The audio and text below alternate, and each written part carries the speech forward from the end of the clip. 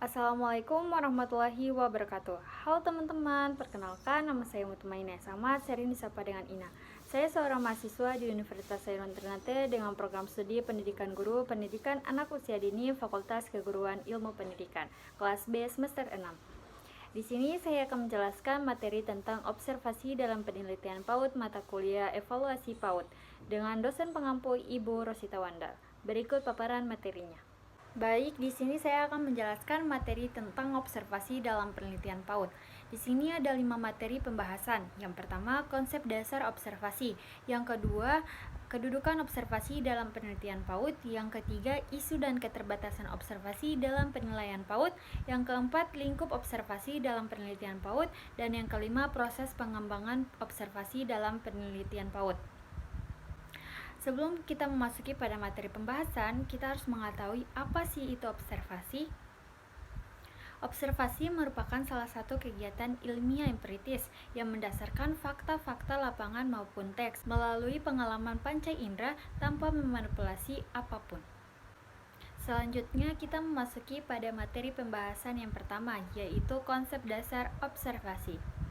Pada dasarnya, konsep observasi harus memperhatikan prinsip etis, yaitu menghormati harkat dan martabat kemanusiaan, privasi dan kerahasiaan subjek, keadilan dan inklusivitas, memperhitungkan manfaat dan kerugian yang ditimbulkan. Metode observasi apabila diposisikan sebagai satu bagian spektrum metodologis yang mencakup teknik dan strategi pengumpulan data secara proporsional, maka akan mencapai tingkat keandalan yang tinggi, sehingga menjadi landasan fundamental bagi semua metode yang ada untuk menemukan kebijakan strategis pembangunan. Menurut Denzin dan Lincoln 2009, pada perkembangannya, observasi telah menjadi salah satu bentuk metode ilmiah. Kemunculan observasi sebagai metode ilmiah tentu saja menambah variasi dalam pengumpulan data yang dapat digunakan dalam menggali informasi dunia. Hanya saja apa yang telah dihasilkan dalam perkembangan ilmiah menempatkan observasi sebagai teknik biasa. Observasi justru menjadi salah satu metode yang kurang mendapat perhatian dan kurang diminati dalam berbagai literatur metodologis. Kedudukan observasi dalam penelitian PAUD. Observasi merupakan metode langsung terhadap tingkah laku samping di dalam situasi sosial. Dengan demikian merupakan bantuan yang vital sebagai suatu alat evaluasi. Melalui observasi, deskripsi objektif dari individu-individu dalam hubungannya yang aktual satu sama lain dan hubungan mereka dengan lingkungannya dapat diperoleh. Dengan mencatat tingkah laku ekspresi mereka yang timbul secara wajar tanpa dibuat-buat, teknik observasi menjadi proses pengukuran atau evaluasi itu tanpa merusak atau mengganggu kegiatan-kegiatan normal dari kelompok atau individu yang diamati. Isu dan keterbatasan observasi dalam penilaian PAUD. Kondisi yang terjadi di lapangan. Berkenaan dengan sistem pelaksanaan pendidikan anak usia dini di Indonesia, banyak sekali lembaga-lembaga penyelenggaraan PAUD yang tidak mengindahkan sistem pelaksanaan pendidikannya. Melalui berbagai macam media sosial telah ditemukan berbagai macam blog-blog mengenai permasalahan yang terjadi di lembaga PAUD. Praktek-praktek umum pengajaran di PAUD yang dapat membahayakan perkembangan karakter anak yang saat ini terjadi di lapangan. Yang pertama, orientasi atau kalistung. Banyak sekolah TK maupun PAUD yang lebih mementingkan kemampuan akademik anak daripada pengembangan aspek emosi dan sosial anak. Hal ini tidak terlepas dari tuntutan orang tua. Anak yang digegas terlalu dini akan rusak kepercayaan dirinya, dapat menurunkan semangat alami belajar anak, serta menghambat pengembangan bakat anak, dan semuanya ini akan berdampak secara permanen. Yang kedua, proses belajar pasif tidak melibatkan pengalaman konkret. Pada tahapan perkembangan kognitif anak pada usia 2 tahun sampai kurang lebih 6-7 tahun adalah kemampuan berpikir. Artinya, anak-anak usia dini tidak boleh diberikan materi yang abstrak atau tidak melibatkan pengalaman konkret. Yang ketiga, fokus pada pemberian nilai dan rapor serta komunikasi negatif dan kritikan.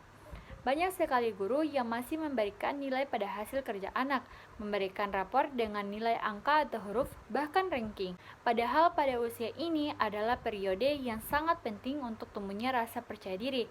Usia antara 3-6 tahun adalah usia pembangun sikap inovatif Fastgold, yaitu sikap yang semangat untuk melakukan inisiatif, penuh ide dan berimajinasi.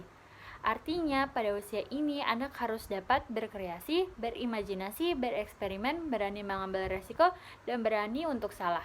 Apabila gagal membentuk sikap inisiatif, maka yang berkembang adalah rasa bersalah dan takut untuk mengambil inisiatif.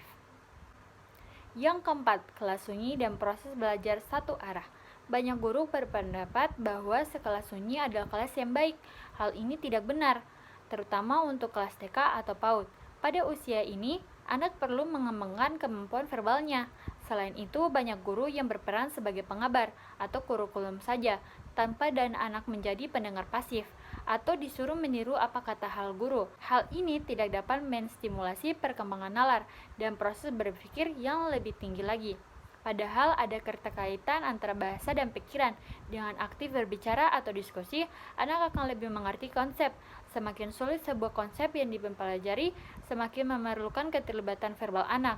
Anak memerlukan interaksi verbal atau diskusi dua arah dalam proses belajar mengajar, sehingga suasana belajar menjadi lebih hidup dan menyenangkan sehingga anak menjadi bersemangat. Yang kelima, duduk di kelas dalam waktu yang lama. Banyak guru yang menyuruh anak untuk duduk, mendengar, dan menulis dalam waktu yang lama di dalam kelas. Padahal secara hukum alam, anak-anak usia dini akan lebih cepat lelah jika duduk dibandingkan kalau sedang berlari, berlompat, atau bersepeda. Bermain adalah cara belajar yang alami bagi anak, sehingga apabila anak merasa bermain ketika belajar, maka ia akan melakukannya tanpa merasa bosan dan lelah. Ruang lingkup penelitian pendidikan luas sekali karena pendidikan sendiri merupakan bidang kajian yang terkait erat dengan beberapa disiplin ilmu lain seperti psikologi, sosiologi, antropologi, politik, ekonomi, dan sebagainya.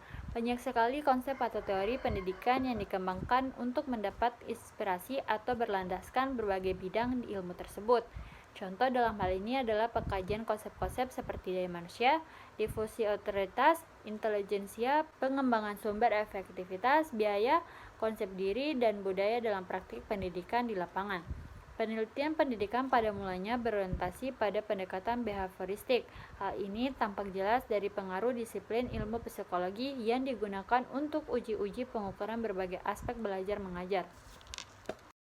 Yang kelima, proses pengembangan observasi dalam penelitian PAUD. Kegiatan observasi dilaksanakan dengan melibatkan secara langsung peran pendidik dalam proses evaluasi untuk menentukan tingkat perkembangan dan kemajuan anak didik di lembaga yang bersangkutan. Di dalam mengamat atau mengobservasi ada beberapa hal yang perlu diperhatikan. Di antaranya yang pertama, siapa yang diamati atau pengamatan dilakukan dengan memperhatikan rentangan usia anak usia dini. Yang kedua, objek atau perubahan tingkah laku apa yang diamati. Pengamatan dilakukan sesuai dengan sasaran atau ruang lingkup evaluasi, yakni sesuai dengan aspek perkembangan anak usia dini. Yang ketiga, bagaimana mengamati? Pengamatan dilakukan dengan memperhatikan tata cara yang disesuaikan dengan tahap perkembangan anak usia dini. Melalui tata cara yang disesuaikan dengan tahap perkembangan anak usia dini, diharapkan hasil pengamatan merupakan data yang sebenar-benarnya atau faktual. Yang keempat, alat apa yang digunakan untuk mengamati? Alat-alat yang dapat digunakan untuk melakukan pengamatan adalah format pengamatan terbuka, daftar checklist, dan catatan anekdot. Format pengamatan terbuka merupakan format yang digunakan pengamat dengan cara menuliskan hal-hal yang teramati secara alamiah. Daftar checklist digunakan untuk mengamati kejadian dengan memberikan cek pada aspek-aspek yang diamati. Dan catatan anekdot digunakan untuk mengamati secara teliti apa dan bagaimana suatu kejadian berlangsung. Yang kelima, di mana pengamatan dilakukan? Pengamatan dilakukan di mana anak usia dini melakukan kegiatan. Hal ini dimaksudkan agar pendidik melakukan evaluasi perkembangan anak usia dini secara komprehensif. Yang keenam, kapan dan berapa lama mengamati? Pengamatan dilakukan ketika anak usia dini melakukan kegiatan. Dengan demikian, pengamatan dilakukan selama anak usia dini melakukan kegiatan. Yang ketujuh, bagaimana mendokumentasikan hasil pengamatan? Selesai pengamatan, pendidik harus memberikan interpretasi terhadap hasil pengamatannya. Untuk itu, pendidik harus mampu membuat rekapitulasi hasil pengamatan yang akan dijadikan sebagai bahan dan memberikan keputusan tentang perkembangan anak usia dini. Yang kedelapan, bagaimana menggunakan informasi yang diperoleh. Pengamatan dilakukan sesuai tujuan evaluasi. Untuk itu, pendidik harus mampu menggunakan data hasil pengamatan sebagai bahan dalam melaksanakan evaluasi perkembangan anak usia dini yang komprehensif. Baik, itu saja paparan materi dari saya. Sekian dan terima kasih. Wassalamualaikum warahmatullahi wabarakatuh.